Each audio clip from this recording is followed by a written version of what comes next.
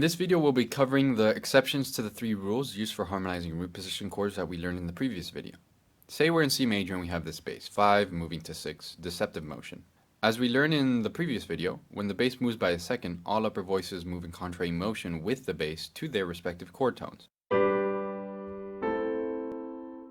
However, when moving from 5 to 6, following this rule poses a problem. Our leading tone B doesn't resolve upwards, so why is this a problem? Well, when we resolve the leading tone downwards, we immediately imply something that's more modal rather than tonal.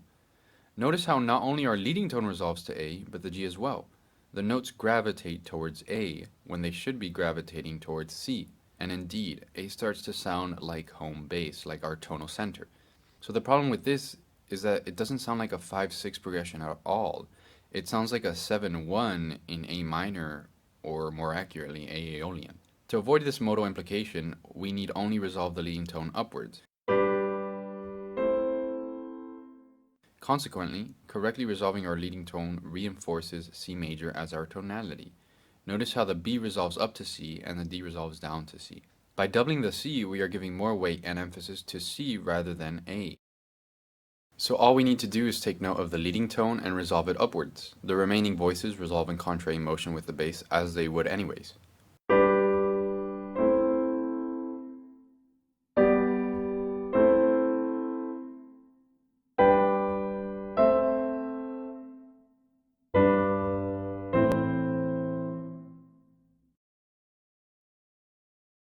There is an exception to the exception though.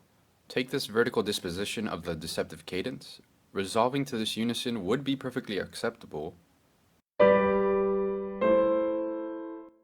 but there is another option in this special case. When confronted with this vertical disposition, we are allowed to move the leading tone downwards. Why? Well, because the soprano simply takes what would be the leading tone's resolution.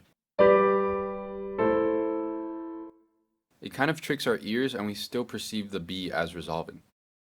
However, in minor, we have to be careful. If we implement this exception, we end up with an augmented second in the alto, which isn't allowed except in sequences. Due to this, when confronted with this vertical disposition in minor, we're forced to resolve the leading tone upwards to the unison.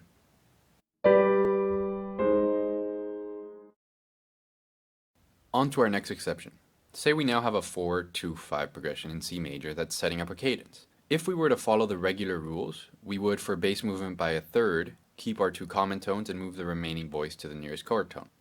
And for bass movement by a fourth, we would keep one common tone and move the remaining voices to their nearest chord tones.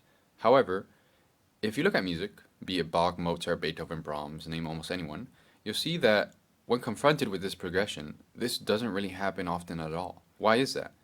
Well, because 4 and 2 share the same function, and because 2 happens on a metrically weak beat, we almost perceive parallel octaves here. Listen closely.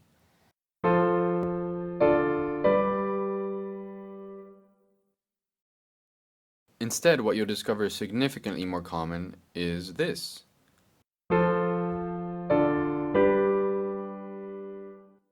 All voices move in contrary motion against the bass to their nearest chord tones. This may be a bit counterintuitive at first glance because it's less parsimonious than the previous example, but it's much more elegant. Not only do we avoid the buried parallel octaves, but the more active soprano lands us on that leading tone over the dominant, which is preferable when preparing a cadence. If we were to follow the typical rules for this bass, we would end up with something like this. This realization would be perfectly acceptable, however. Notice how the bass continuously moves down a fourth, then up a third, down a fourth, then up a third, and so on.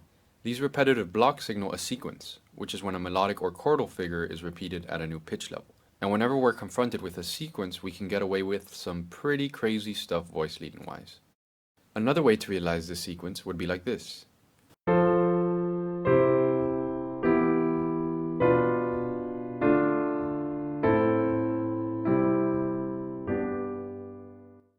Notice how leapy this realization is, but we don't care. In sequences, our ear gravitates towards the systemization of the pattern rather than the intricacies of voice leading. We can get pretty elaborate with our sequences. This example creates imitation between the soprano and alto, and these are only root position chords.